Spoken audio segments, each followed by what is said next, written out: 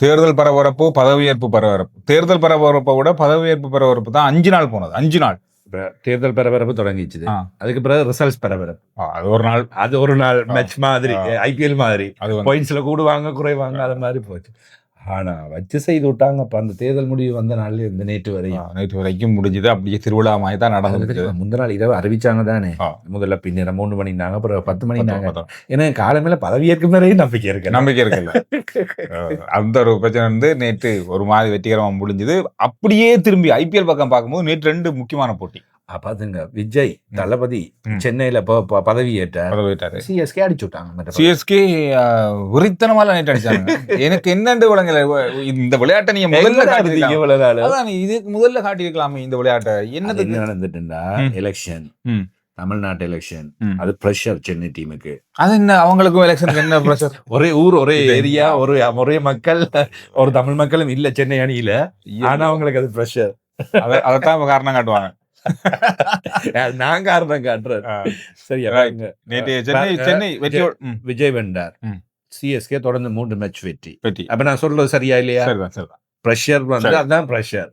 அதான் பிரஷர். சரி, இப்ப சரியா? இப்ப சென்னை எங்க இருக்கு? 5வது. வர போறாங்க, தருவாங்க, சான்ஸ் இருக்கு. இப்ப 11 மேட்ச்ல 12 பாயிண்ட்ஸ். பரவாயில்லையே, முன்னேற்றம் ஒன்று இருக்கு. என்ன பொறுத்த வரைக்கும் 2 மேட்ச் வெண்டாலே ஓரளவு காணும். 3 மேட்ச்ல 2 மேட்ச் வெண்டா காணும் நிலைமைக்கு வந்துட்டாங்க. 5 வெள்ளொன்று இருந்தது, இப்ப 2 வேண்டா காணும். அந்த மாதிரி முன்னேற்றம் வந்துட்டு என்னண்டா, முன்வரிசை அணி எல்லாம் தோத்துட்டு வருது. அதுதானே ராஜஸ்தான் ராயல்ஸ். 6வதுக்கு போயிட்டு 1வது இடத்துல இருந்த டீம் அதுதானே. லக்னோ, இந்த மாதிரி ஏகப்பட்ட டீம் எல்லாம் முன்முறத்துல இருந்தாங்களே. இப்ப என்னாச்சு? லக்னோ கடைசியில இருக்கு. அவங்க கிட்டத்தட்ட பாய் பாய். மும்பைக்கு நேற்று பாய். நேற்று மும்பைக்கு நடந்த சம்பவம், அதை பத்தி பேசுவோம் முதல்ல. இது சென்னையின் அடுத்த கட்ட நடவடிக்கை எல்லாமே இப்ப கிட்டத்தட்ட ஓகே, சக்சஸா இருக்குது. கஷ்டம் இருக்குது. 3ஐயும் வெண்டா ஈஸி. அதுல 2 வெண்டா ரைட், போர்டர்ல தப்பிக்கலாம். ஆனா 2 தோத்தா அவைகளுக்கும் பாய் சொல்ல வேண்டிய எல்லாமே வரும். ரைட். அத மாதிரி சந்திர அவங்க விளையாட போற டீம்ஸும் வந்து லேசானது இல்லை. ஒரு டீம் தான் லேசானது. லக்னோ சூப்பர் ஜெயண்ட்ஸ் மட்டும் இருக்காங்க. அது வெண்டர்லாம் வச்சுக்கோ சொல்ல முடியாது. அந்த நேரம் லக்னோ அடிச்சு விட்டுருவாங்க. அவனுங்களே நம்ப இல்லாத, அவங்க என்ன செய்யறாங்கன்னே தெரியல, அவங்களுக்கே தெரியல. அதனால அந்த பிரச்சனையும் ஒன்று இருக்குது. அதை விட தாண்டி இருக்கிறது சன்ரைசர்ஸோடையும் குஜராத் டைட்டன்ஸோடையும். குஜராத் டைட்டன்ஸ் தான் இப்ப மும்மரமா 4 மேட்சை கண்டினியூஸா வின் பண்ணி முன்னுக்கு வந்து நிக்கிறாங்க. 3வதுல இருக்காங்க. ரைட். இப்ப வந்து நேற்று இன்னொரு போட்டி. இந்த போட்டியில வந்து நான் நினைச்சேன் மும்பை தான் வெல்ல போகுது. ஏன்னா அந்த அளவுக்கு தான் அவங்களோட துடுப்பாட்டம் இருந்தது. மும்பை வெல்ல நிறைய வாய்ப்புகள் இருந்தது. அதை தாண்டி ராயல் சேலஞ்சர்ஸ் திரும்ப துடுப்பாட்டம் போது அந்த ஓட்ட எண்ணிக்கையே நெருங்கக்கூடிய வாய்ப்பு இருக்குமான்றது பெரிய சந்தேகம். ஏன்னா ஆரம்பத்திலே விராட் கோலி ஆட்டம் நடந்தது. அதுக்கப்புறம் ஓட்டங்கள் மிக குறைந்தது. 10 ஓவர்கள்லயே 100 தாண்ட முடியாம நின்றது. இந்த மாதிரி நிறைய விஷயங்கள் இருந்தது. ஆனா கடைசி 10 ஓவர்ல நான் நினைக்கவே இல்லை புவனேஸ்வர் குமார் ஒரு 6 அடிப்பாரு. புவனேஸ்வர் குமார் பேட் பண்ணக்கூடியவர் தான். அந்த நேரத்தில் அவர் அடிச்ச 6 இருக்கு, அது பெரிய அளவுல கை கொடுத்தது. அதான் நல்லா மெச்சம் மாத்தினது. நேற்று அவர் தான் ஹீரோ. பவுலிங்லயும் அவர் உருட்டி எடுத்தார் விக்கெட். இப்ப அவர் தான் கூடுதலான விக்கெட்டுகளை கைப்பற்றி இருக்கிறவர். தொடர்ந்து நல்ல முறையில பந்து வீசி கொண்டிருக்கார் புவனேஸ்வர் குமார். ராயல் சேலஞ்சர்ஸ் பெங்களூர் வெற்றிக்கு ஒரு முக்கிய காரணம். நேற்றைய போட்டியில் அவர் தான் முக்கிய காரணம். அடுத்தது நேற்று நான் நினைச்சேன் அந்த போட்டி வந்து சூப்பர் ஓவருக்கு போகும். சூப்பர் ஓவருக்கு தான் போக வாய்ப்பு இருக்குன்னா ஒரு பந்துல 2 ஓட்டம் ஓடி முடிச்சு விட்டாங்க. இது வந்து நேற்று ராயல் சேலஞ்சர்ஸ் போட்டியாக இல்லாம அது மும்பை இந்தியன்ஸாக இருந்து இறுதி ஓவர்ல தான் அது ராயல் சேலஞ்சர்ஸ் போட்டியாக மாறியது. 1வது இடத்துக்கு ராயல் சேலஞ்சர்ஸ் வந்துட்டாங்க. மும்பை இந்தியன்ஸ் ஏன் இப்படி எல்லாம் செய்யறாங்க எனக்கு குழப்பம். மஹேல ஜெயவர்தனா கிரவுண்டுக்குள்ள வந்துருப்பாரு. நோயத்துல பார்த்தா அந்த அளவுக்கு கொதிச்சுட்டு இருந்தாரு. என்னடா செய்றீங்க நீங்க? மும்பை இந்தியன்ஸை வந்து சூரியகுமார்ட்ட கேப்டன்ஷிப்பை கொடுத்தாங்க. நேற்று ஃபர்ஸ்ட் போர்ட்லயே அவுட். அவரை இந்தியா கேப்டன்ஷிப்பாலையும் தூக்க போற மாதிரி கதை ஓடிட்டு இருக்குது. இல்ல இனி வைக்க தேவையில்லை. வேர்ல்ட் கப் வின் பண்ணி கொடுத்த கேப்டனப்பா, அதுக்கிடையில வர தூக்குறதா? ஏன்னா ஐபிஎல் வச்சு இப்ப என்னன்னா வேர்ல்ட் கப்போட முடிஞ்சிருந்தா அவர் அப்படி இருந்திருப்பாரு. இந்த ஐபிஎல்ல கொண்டு ஓட அந்த மனுஷனை பட்டாத பாடுபடுத்திட்டாங்க. கேப்டன் ஆக்குறாங்க, அதுல இருந்து எடுக்கிறாங்க, அதுக்கப்புறம் போடுறாங்க, அதுக்கப்புறம் வர அவர் அந்த ப்ரெஷர்ல நேற்று விளையாடவே இல்லை. அந்த மனுஷன் போயிட்டு எனக்கு தெரிஞ்சது மும்பை இந்தியன்ஸுக்குள்ள பெரிய சிக்கல், ஏதோ ஒரு பிரச்சனை ஓடிட்டு இருக்கு. அடுத்த முறை பாருங்க மும்பை இந்தியன்ஸுக்கு பெரிய சுனாமியில் அடிக்கும். பேர் போயிடுவாங்க. நான் நினைக்கிறேன் விட்டுட்டு போறதுக்கு லசித் மாலிங்க இருக்க மாட்டார் போல இருக்கு. அவர நேற்றைய நடவடிக்கை மகளும் இருக்க வாய்ப்பு குறைவு வச்சிருக்காங்க.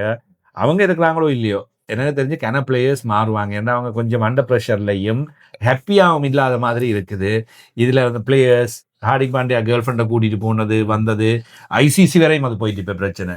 அதாவது வீரர்களோடு தேவையற்ற பலர், அவங்க குறிப்பிட்டு சொல்ல இல்ல, தேவையற்ற பலர் டிராவல் பண்றாங்க, பஸ்ல போய் வராங்க, கிரவுண்டுக்குள்ள என்டர் பண்றாங்க.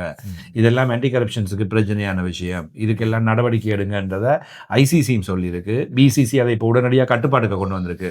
யாரும் தேவையில்லாதாக்கள் யாருமே போகலாது வரையலாது, இந்த கேர்ள் ஃப்ரெண்ட்ஸ் மனைவிமார் எல்லாம் வந்து கட்டுப்படுத்தப்பட வேண்டும் என்ற ரூல்ஸை கொண்டு வந்துட்டான். எனக்கு தெரிஞ்சு வீரர்கள் விளையாடுறத விட அம்பானி குரூப் நினைக்கிறேன் பூரா பையலும் கிரவுண்டுக்கு நினைக்கிறாங்க, எல்லாம் கிரவுண்ட்ல இருக்காங்க. டோட்டல் ஃபேமிலி கொஞ்சம் விட்டா எல்லாம் குரூப்பும் வந்து 2 பிளேயரை தூக்கிட்டு அவங்களே விளையாடுவாங்க பாருங்க. அது செஞ்சால் நல்லா இருக்கும்னு நினைக்கிறேன். பெரிய குடும்பம் தானே, 11 பிளேயர்ஸை தேடி பிடிக்கலாம். எனக்கு அவங்க விளையினா நல்லா இருக்கும் போல. நேற்று அதே மாதிரி தான் பார்க்க கிடைச்சது. இந்த மாதிரி ஐபிஎல் உடைய தன்மை போயிட்டு இருக்கு. இன்றைக்கு என்ன போட்டி இருக்கு? இன்றைக்கு பஞ்சாப் கிங்ஸ் டெல்லி கேபிட்டல்ஸ்.